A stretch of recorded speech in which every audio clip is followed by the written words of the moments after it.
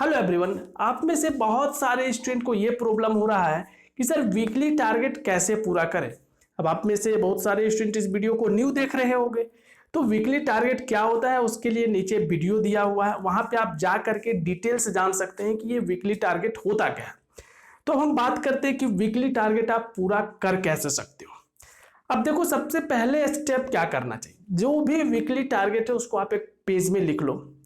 उसके बाद आप सारे जो जो चैप्टर है उसको आप बुक में पहले ओवरव्यू करो कि कौन सा चैप्टर कितना बड़ा है। ये चीजें मीन्स आप पहले देख लो, ओवरव्यू कर लो कि आपको कितने चीजें एक्चुअल में करना है। जनरली जो हम देते हैं वो देते हैं मैथ्स में हाफ चैप्टर, साइंस और एसएसटी में मे बी वन वन या जैसा रहा। हम ट्राई करते हैं एक बड़ा चैप्टर देने का, तो उसमें से एक छोटा चैप्टर, अगर दोनों बड़ा होता है तो एक को हाफ कर देते हैं, ठीक है। तो एक बड़ा चैप्टर एक छोटा चैप्टर, ऐसा आप माइंड में रखो। और उसके नेक्स्ट में हम देते हैं या तो कभी कभी 2 लैंग्वेज दे देते हैं या तो कभी कभी 1 लैंग्वेज देते हैं, ट्राई करते हैं एक ही लैंग्वेज देने का, ठीक है। तो ये सारा चीजें आपको कंप्लीट करना है। अब यहाँ पे पहले हम लोग अगर मैथ्स का बात करें तो मैथ्स में क्या है कि वो अलग है, उसको सेपरेटली करना होगा। कैसे कि उसको आपको स्टार्ट कर दिए 1 डे से ही स्टार्ट कर दो, और वो अपना धीरे धीरे जा करके 15 डेज एक चैप्टर के लिए आपको देते हैं, 7 डेज में हाफ करना होता है। तो यहाँ पे आप 15 डेज में उसको आराम से धीरे धीरे करते जाओगे, क्योंकि वहां पे आपको मे बी आर.डी. शर्मा करते होगे, मे बी आर.एस. अग्रवाल करते होगे, जो भी बुक आप फॉलो करते होगे उसको आप कंटिन्यूअस उसको आप उसके लिए टाइम अलॉटमेंट कर दो और मैथ्स को अपना चल ले दो, ठीक है। मैथ्स अलग है।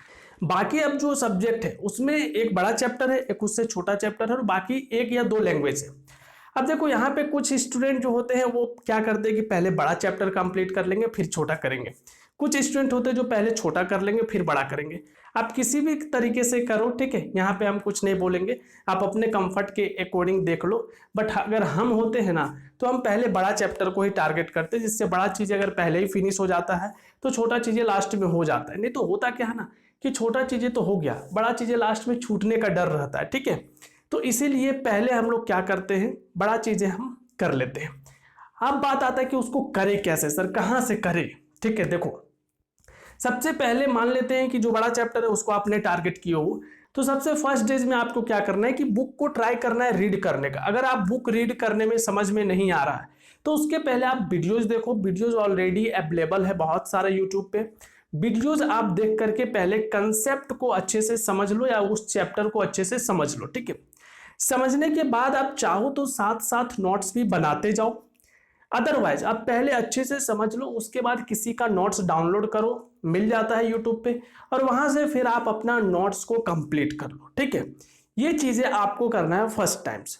उसके बाद आपको क्या करना है कि जब आप उसका क्वेश्चन आंसर करने जाओगे उस टाइम पे आपको एनसीईआरटी जो बुक है उसको कंप्लीट ट्राई करना है रीड करने का, ठीक है। एनसीईआरटी बिना रीड किए आप चैप्टर को कंप्लीट बोल ही नहीं सकते।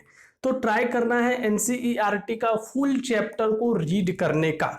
उसके बाद आपको क्वेश्चन आंसर बनाना चाहिए। ऐसा नहीं कि वीडियो देख ली है, नोट्स बना लिए और डायरेक्ट क्वेश्चन आंसर बना लिए। एनसीईआरटी को आप पूरा स्किप नहीं कर सकते हैं, ठीक है, चीजें आप वही पढ़े हो, बट तब भी आपको एनसीईआरटी को एक बार रीड करना ही चाहिए, ठीक है। तो रीड करके क्वेश्चन आंसर आपने कर लिया। मे बी सबसे बड़ा चैप्टर है, इसमें आपको 3 डेज का टाइम लग सकता है। 3 डेज चला गया।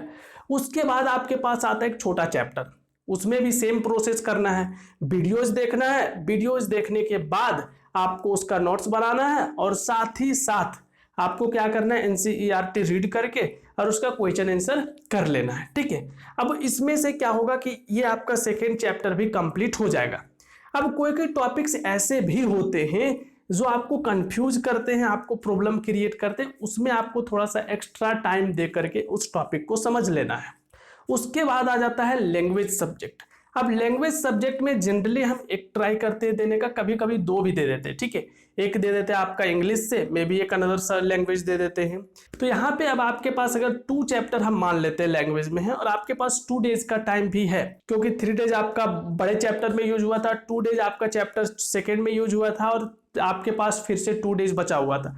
वहां पे आप दोनों लैंग्वेज को कर सकते हैं और वहीं पे ट्राई करना, ये जो चैप्टर आपने किए हो मेन सब्जेक्ट का ना, उसको थोड़ा थोड़ा रिवाइज भी कर ले, उसका नोट्स भी एक बार अच्छे से रीड आउट करने का ट्राई करें, ठीक है। तो ऐसे करके आप चीजों को कंप्लीट कर सकते हो। और मैथ्स को कंटिन्यू चलते रहने देना है और इधर आपको ऐसी चीज़ों को करना है। आई होप वीडियो समझ में आया होगा।